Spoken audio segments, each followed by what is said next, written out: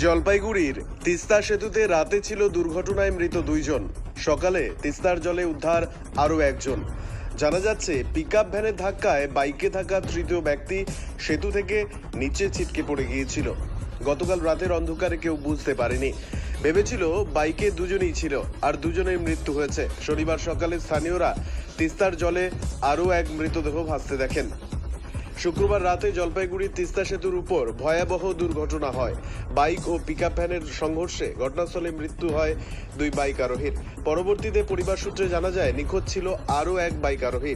ঘটনার 8 ঘন্টা পর তিস্তা নদী থেকে উদ্ধার হলো বাপি বর্মন নামে নিখোঁজ যুবকের দেহ। শুক্রবার রাতে জলপাইগুড়ির বালাপাড়া সংলগ্ন তিস্তা সেতুর উপর এই দুর্ঘটনা ঘটে। পিকআপ ভ্যানের সঙ্গে সংঘর্ষে সেতুর উপর ছিটকে পড়ে দুই বাইক আরোহী। জলপাইগুড়ি মেডিকেল কলেজে নিয়ে এলে দুজনকেই মৃত বলে ঘোষণা করেন চিকিৎসকরা। ঘটনায় বেশ কিছুক্ষণ বন্ধ থাকে যান চলাচল। পিকআপ ভ্যানটিকে আটক করেছে পুলিশ। খোঁজ চলছিল বাইকের মালিক বাপি বর্মনের। আজ সকালে তিস্তা সেতুর নিচ থেকে উদ্ধার হয় জলপাইগুড়ি শহর সংলগ্ন সুকান্তনগরের বাসিন্দা বাপি বর্মনের দেহ। দুটো গাড়িতেই অত্যন্ত দ্রুত গতিতে থাকার কারণেই এই দুর্ঘটনা। ঘটনার তদন্ত শুরু করেছে পুলিশ। কি ঘটনা বলুন তো? এই যে একেবারেই আমরা আপনারা জয় নেমেছেন, কি ঘটনাটা কি? ঘটনা এখানে সকালবেলা ঘুম থেকে উঠে একজনে জাল ছাড়তে এসে দেখে লাশ বেঁধে আছে। কি মনে হচ্ছে কোথাকার? এটা তো কিছু এখন তো ব্যাপারটা বুঝতে পারতেছি না। কালকে রাত্রেবেলা অ্যাক্সিডেন্ট হয়েছিল ব্রিজের উপরে, সেখান থেকে শুনলাম দুজন মারা গেছে আর একজনের খোঁজ ছিল না।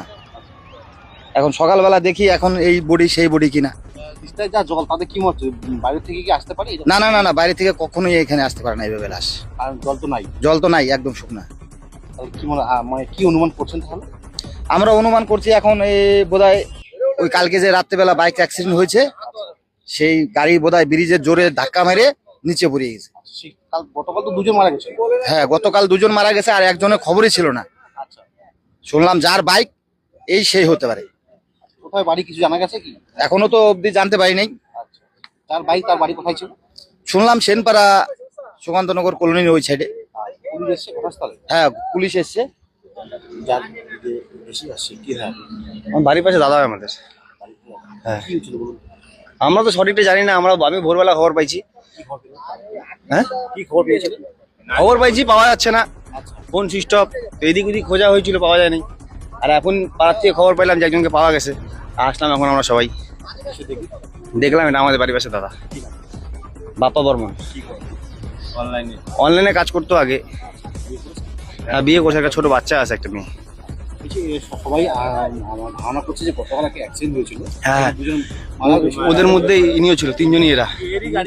গাড়িটা এরই। এটা কি হ্যাঁ হ্যাঁ ছিল? হ্যাঁ তাদের তিনজনই হ্যাঁ হ্যাঁ। বাড়ি তাহলে কোথায় রয়েছে?